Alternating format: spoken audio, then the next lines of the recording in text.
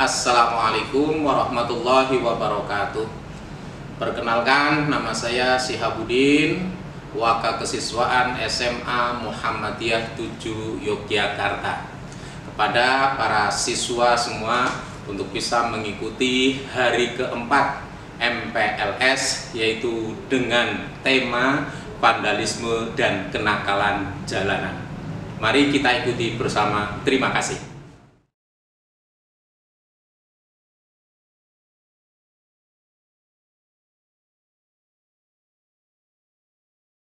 Assalamualaikum warahmatullahi wabarakatuh.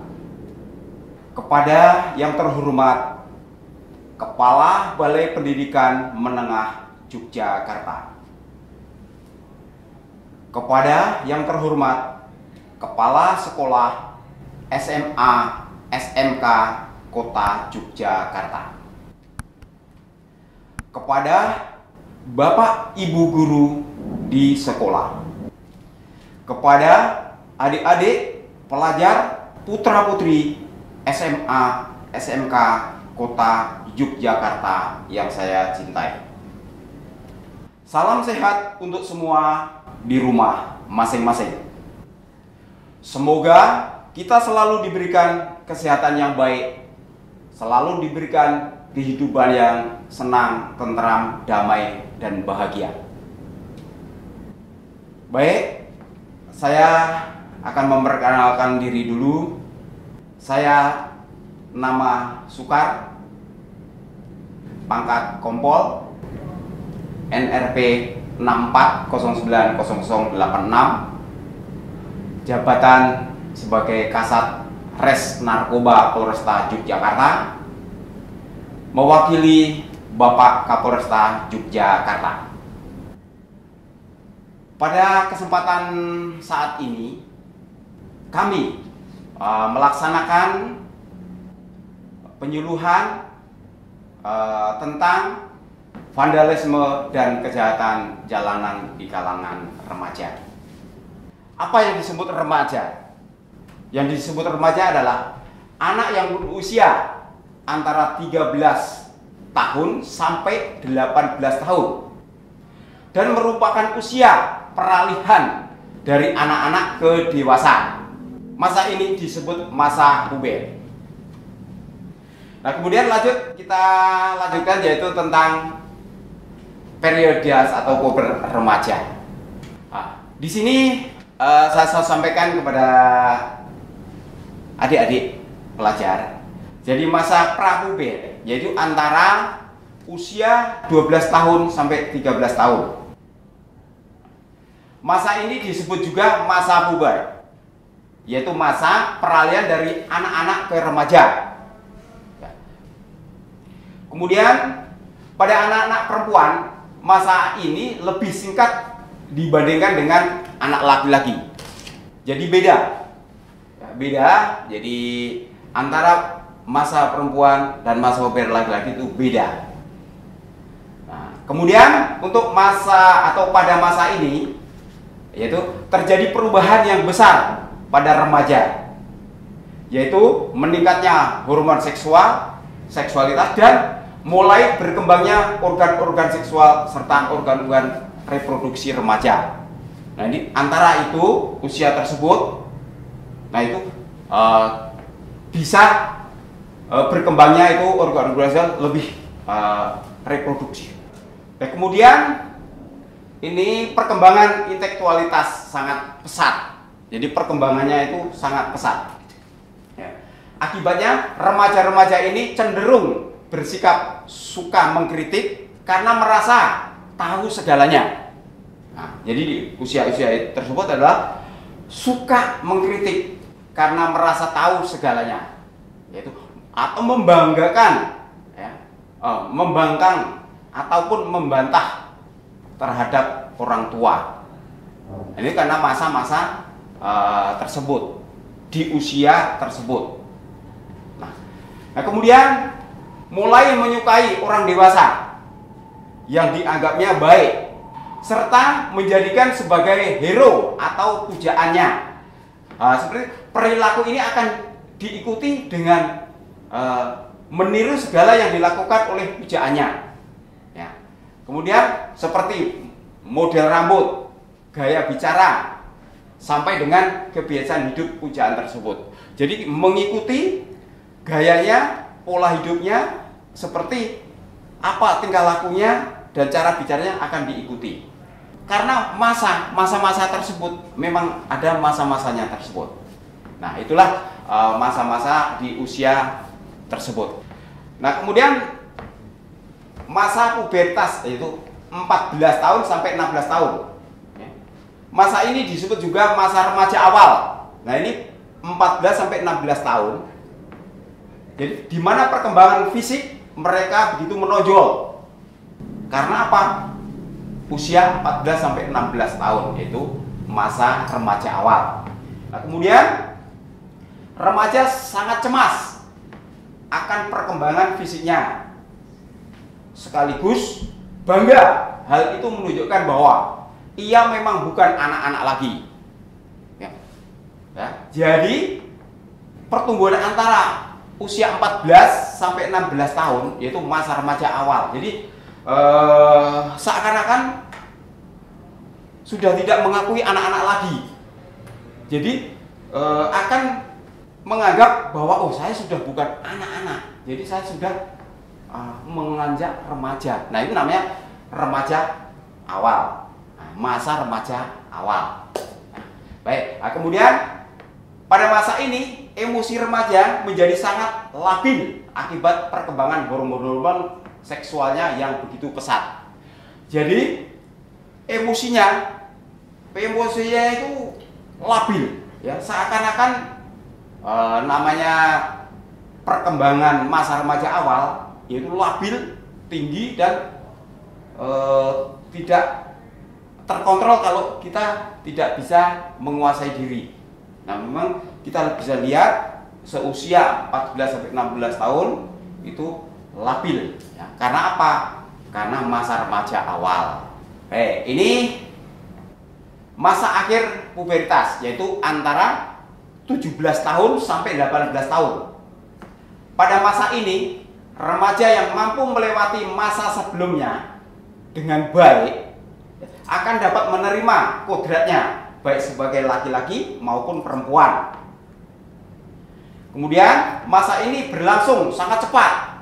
Jadi 17 sampai 18 itu masa berlangsung sangat cepat. Nah, kemudian pada remaja putri, masa ini berlangsung lebih singkat daripada remaja pria. Sehingga proses kedewasaannya remaja putri lebih cepat dicapai dibandingkan remaja pria. Umumnya kematangan fisik dan seksualitasnya mereka sudah tercapai sepenuhnya. Namun kematangannya fisiologis belum tercapai sepenuhnya. Nah, kemudian ini antara 17 sampai 18 ini kita harus mulai introspeksi diri juga. Karena ini bisa mengakibatkan kalau tidak dikontrol emosi kita, emosi masing-masing nanti akan tinggi emosinya. Nah, selain itu ada periode peralihan, yaitu periode peralihan remaja, yaitu antara 19 sampai 21 tahun. Ini adalah masa periode peralihan. Nah, pada periode ini umumnya remaja sudah mencapai kematangan yang sempurna baik segi fisik, emosi maupun fisikisnya. Nah, mereka akan mempelajari berbagai macam hal yang abstrak dan mulai memperjuangkan suatu idealisme yang mendapat dari pikiran mereka. Nah, kemudian mereka mulai menyadari bahwa mengkritik itu lebih mudah daripada menjalaninya. Jadi mau yang kritik, tetapi belum tentu bisa menjalani dengan sempurna. Cuma bisanya mengkritik, nah itu yang dilakukan, tapi belum tentu bisa menjalaninya. Nah, kemudian sikap terhadap kehidupan mulai terlihat jelas, seperti cita-cita, minatnya, bakatnya, dan sebagainya. Jadi usia tersebut itu nanti sudah kelihatan dari sikap terhadap kehidupan. Ya, nanti apakah cita-citanya itu apa? Jadi nanti sudah kelihatan, dan dari bakatnya itu sudah kelihatan. Kemudian arah kehidupannya serta sifat-sifatnya yang menonjol akan terlihat jelas pada fase ini atau pada fase ini. Nah, ini udah jelas. Nanti pada usia 19 tahun sampai 21 itu sudah jelas, sudah kelihatan. Udah kelihatan. Itu sudah kelihatan dari fasenya, sangat jelas apa yang nanti jadi cita-cita tersebut. Sekarang ada kenakalan-kenakalan remaja. Ya, kenakalan-kenakalan remaja itu banyak diawali. Ya, diawali dari minuman keras sampai mabuk-mabukan. Nah, kemudian penyebabnya apa? Penyebabnya kenakalan atau kejahatan remaja itu ya, satu, kontrol diri yang lemah. Jadi karena apa? Tidak bisa mengontrol dirinya. Andai kata bisa, hanya lemah. Sebetulnya harus tahu apa saya, siapa saya, posisi saya apa. Nah, kalau posisi saat ini adik-adik jadi siswa, pelajar, ya lakukan sebagai posisinya.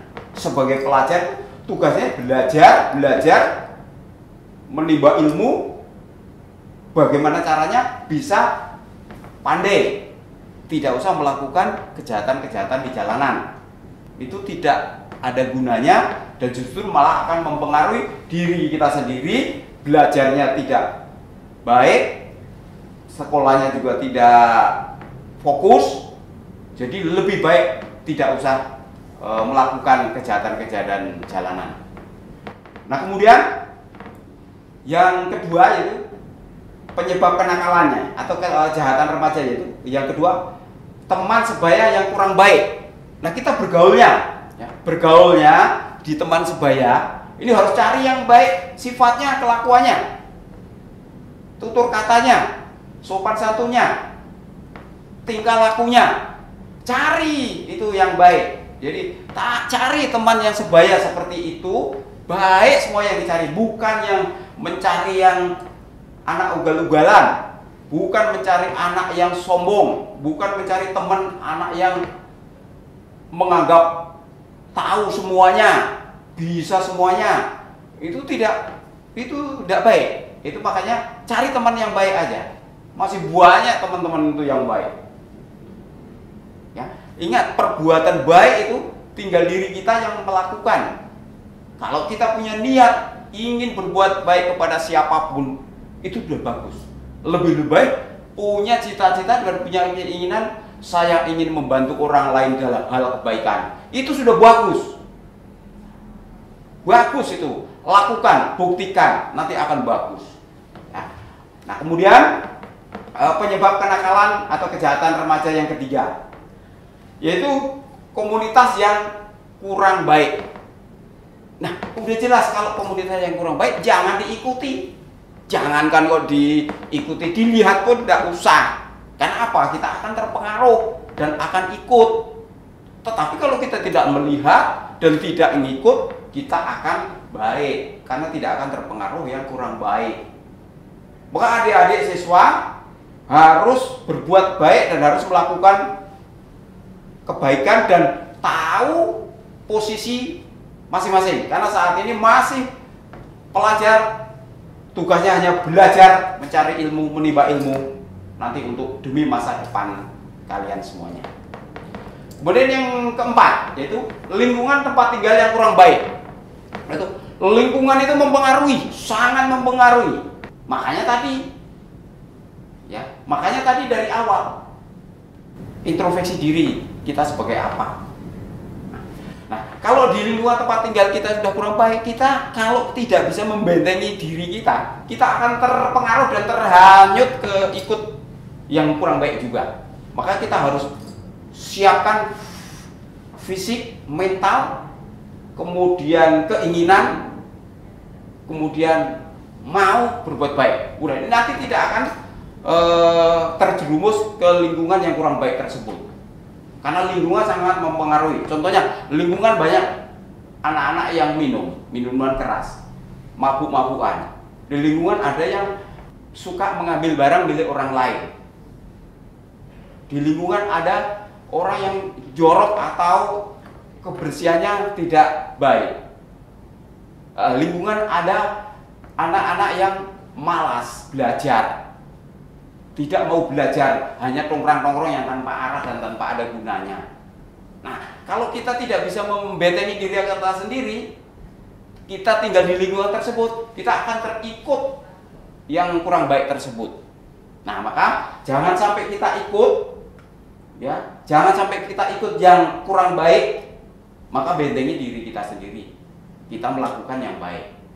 Dan jangan ikut, walaupun di situ lingkungannya kurang baik, jangan diikuti yang nggak baik.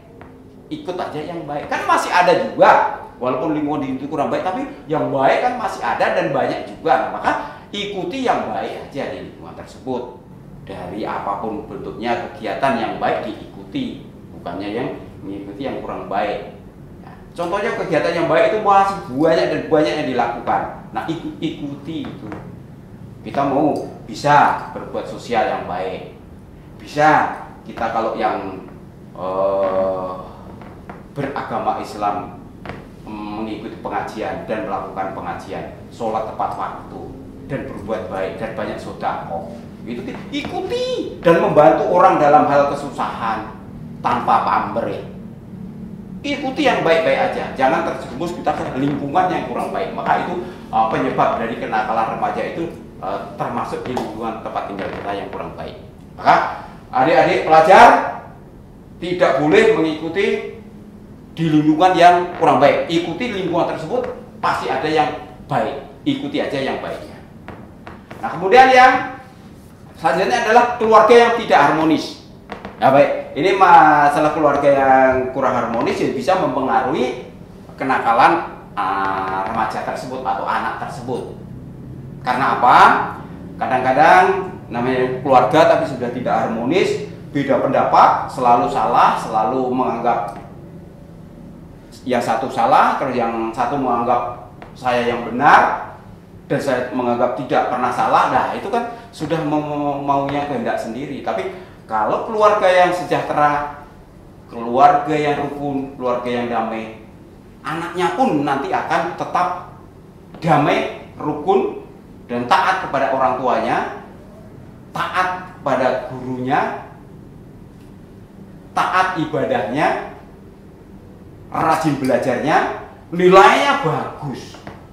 Nah, tetapi kalau kita sudah ada di keluarga yang tidak harmonis, kalau dirinya sendiri, anak tersebut tidak bisa membentengi dan membuat dirinya berbuat baik, nanti pikirannya pun akan terbawa dan akan melihat dan pasti ingat karena keluarganya adalah kurang harmonis atau tidak harmonis.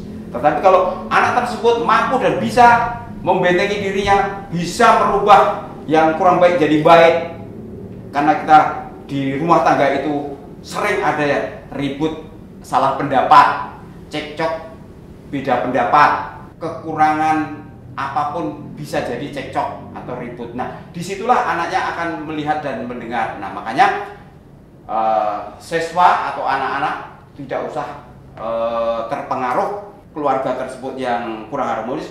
Buatlah bisa harmonis keluarga tersebut atau orang tua kita tersebut biar harmonis, rukun, damai, tenang, tentram, bahagia bersama keluarga. Nah, makanya kebanyakan keluarga yang tidak harmonis yaitu anaknya menjadi nakal atau terjadi kenakalan-kenakalan remaja karena orang tuanya atau keluarganya kurang harmonis. Itu ada dan ada. Tapi saya mohon, saya minta kepada seluruh siswa yang andai kata kurang harmonis, buatlah harmonis. Anaknya membuat itu bisa. Kita coba laksanakan yang kurang harmonis jadi harmonis. Kita sebagai siswa barangkali ada tapi bisa coba lakukanlah, berbaktilah kepada orang tua, kedua orang tuanya. Kalau orang tuanya kurang pas atau berikan masukan dan saran. nanti pasti itu bisa berubah, karena belum tentu yang salah itu anaknya atau orang tuanya. Biar nanti keluarganya bisa harmonis. Baik, sekarang kita lanjutkan tentang kejahatan jalanan. Ya. Kejahatan jalanan atau glide. Nah, maka adik-adik siswa perhatikan. Sebelum saya lanjutkan ini, saya larang jangan ada siswa yang melakukan kejahatan jalanan. Nah, ini udah saya larang dulu. Kejahatan jalanan itu bermacam-macam. Apalagi seusia 18 sampai 21 tahun itu rentan untuk melakukan kejahatan. Tadi sudah saya sampaikan, kejahatan itu ada diawali dengan minum minuman keras, mabuk-mabukan, minum pil yang dilarang. Ya, akhirnya apa? Mabuk tambah berani. Karena apa? Tidak bisa mengontrol dirinya. Nah, maka saya sampaikan, saya larang kepada seluruh siswa tidak ada yang melakukan kejahatan di jalan. Karena siapapun yang melakukan kejahatan di jalanan itu bisa dipidana dan bisa dihukum. Ingat, semua saya rasa tidak mau dihukum. Semua saya rasa tidak mau ditindak atau diproses sesuai dengan hukum. Tetapi ini aturan. Nah, maka saya larang tidak usah melakukan kejahatan di jalan. Kejahatan di jalan itu banyak sekali. Antara lain, kita di jalan naik sepeda motor, ngebut, nyerobot lampu merah, membawa sajam. Nah, kemudian keliling-keliling jalanan. Kemudian karena tadi sudah minum keras, akhirnya tambah berani, tambah gagah. Nah, ketemu di jalan, ketemu orang di jalan, menganggapnya dia itu musuh kita atau itu orang kecil, kita salib, salib, salib sambil ngegas. Kemudian karena tadi membawa senjata tajam, bangga itu bawa tajam, itu nanti bisa terjadi kejahatan di jalanan. Nah, kemudian yang disalib tadi kan kadang tidak mau karena tidak merasa salah, disalib, digas, dibeler-beler, nyalip lah, salib juga, dikejar, disalib, akhirnya kejar. Nah, setelah kejar-kejar mengejar, ribut, berantem, berani itu karena apa? Yang tadi minuman keras, udah membawa senjata tajam, dapat lawan, ya itulah namanya kejahatan di jalan. Bisa berantem, bisa mengakibatkan luka atau yang lainnya. Nah, kemudian kejahatan jalan lainnya lagi, kita mengendarai kendaraan berboncengan, mengendarai kendaraan sepeda motor berboncengan, karena kita merasa udah puas, karena sudah bangga, seakan-akan menang sendiri. Jalan-jalan di jalan.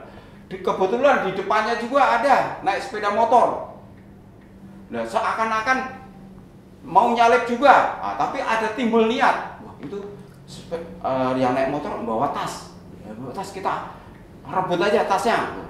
Betul, itu yang bawa motor tersebut bawa tas, kita rebut. Nah, itu karena kejahatan di jalan, mengganggu ketertiban umum juga itu. Itu tidak boleh. Karena apa? Kita sudah awalnya minum keras, sudah tidak terkontrol dirinya, maunya berani dan maunya nekat, tidak tahu efek akibatnya. Nah, maka apa mau para siswa ini dihukum, ditindak karena kejahatannya? Karena rata-rata tidak mau. Nah, kalau tidak mau ya tidak usah melakukan dan tidak usah meniru, ya itu tidak boleh. Itu larang dan saya larang, nggak boleh. Ya. Baik, nah, ini kejahatan jalanan ya atau klite. Apa itu klite? Nah, saya sampaikan dalam bahasa Jawa, klite itu bermakna suatu aktivitas mencari angin di luar rumah atau keluyuran. Nanti klite itu sebetulnya awalnya yang baik, klite-klite jalan-jalan, mencari angin di luar. Ini kan baik sebetulnya, tidak melakukan kejahatan, tetapi karena berawal mula dengan melakukan minuman keras, itu bisa klite-klite akhirnya jalan-jalan untuk mencari musuh atau mencari kejahatan yang di jalan-jalan tersebut. Melakukan kejahatan karena apa? Kita sudah awalnya minum minuman keras tersebut. Ya, ini saya ulangi lagi ya, tentang dalam bahasa Jawa, klite itu bermakna suatu aktivitas, yaitu mencari angin di luar rumah atau keluyuran. Tapi kan tidak tujuannya untuk kejahatan, hanya jalan-jalan sebetulnya ini, mencari angin. Kemudian yang lanjut adalah namun dalam kekerasan remaja ini, pemaknaan klite kemudian berkembang sebagai aksi kekerasan dengan senjata tajam atau tindak tanduk kriminal anak di bawah umur di luar kezaliman. Nah, beda sama yang nomor 1 tadi. Kalau nomor 1 itu maknanya bagus, tapi yang kedua ini yaitu karena remaja itu dimaknakan atau klite itu berkembang dilakukan sebagai aksi kekerasan, ya, aksi kekerasan dengan senjata tajam dan tindak tanduk kriminal anak di bawah umur. Nah, itu makanya ini jangan ya, siswa tidak usah kelayar keluyur, tidak usah keluar malam, tidak usah ikut-ikut teman yang kurang baik. Ikuti teman yang baik aja. Baik itu tingkah lakunya dan perbuatannya, bukan baik yang wajahnya atau apa. Syukur-syukur baik wajahnya, tetapi kelakuannya baik, sifatnya baik, perbuatannya baik. Nah, jangan sampai disalahartikan klite terus bagi remaja melakukan kejahatan untuk melakukan kejahatan. Jangan, itu tidak boleh, ya, tidak boleh. Kemudian lanjut, ini dimulai dari keributan satu remaja beda sekolah dengan remaja yang lain, lalu berlanjut dengan melibatkan komunitas masing-masing. Nah, ini ya, kejahatan jalanan tadi itu diawali itu, ya, dimulai dari keributan satu remaja beda sekolah. Nah, karena beda sekolah, seakan-akan yang beda sekolah tadi tidak terima, dan yang melakukan tadi manggil temennya. Nah, nanti kalau situasinya begitu, kita tidak akan baik antara sekolah yang satu dengan sekolah yang lain. Maka baiklah kepada antara sekolahnya satu, sekolahnya yang lain, tetapi kita sudahlah, tidak usah ada kenakalan-kenakalan remaja, kenakalan di jalan, stop, tidak usah ada. Biar semua siswa yang belajar fokus belajar, semua siswa yang ingin meraih cita-citanya bisa terlaksana karena kita tidak ada gangguan apapun. Justru belajarnya fokus, tenang, pandai karena semangat dan tekun, serta taat, serta nurut apa yang diperintah oleh bapak ibu gurunya. Nah, semoga siswa-siswa yang taat dan patuh kepada gurunya itu nanti bisa jadi anak yang sukses dan bisa berhasil dan bisa hidup damai, tenang, bahagia dan sejahtera. Nah, kemudian aksi itu saling membalas, satu terus terjadi berulang, sengaja dipelihara turun-temurun. Nah, itu tidak boleh. Sudahlah, tidak usah balas membalas, tidak usah turun-temurun kejahatan, tidak usah, berhenti. Maka siapapun yang mau berbuat kejahatan di jalanan, berhenti, mulai saat ini berhenti, tidak usah melakukan. Jogja biar semua aman, semua tenang, aktivitas lancar, dan tidak ada gangguan di jalanan apapun. Semua ramah tamah, semua baik, kita hidup tenang, tentram, damai, bahagia. Yang sekolahnya juga tenang, yang bapak ibu gurunya ngajarnya juga tenang, anak-anak yang diajar juga nurut dan pandai-pandai. Ya, mudah-mudahan sukses semuanya, siswa-siswanya nantinya. Nah, kemudian persoalan atau motif klite amat beragam. Nah, yang mengerikannya lagi korban random atau acak. Nah, ini jangan sampai motif klite disalahgunakan atau klite itu diartikan yang jelek. Jangan sampai.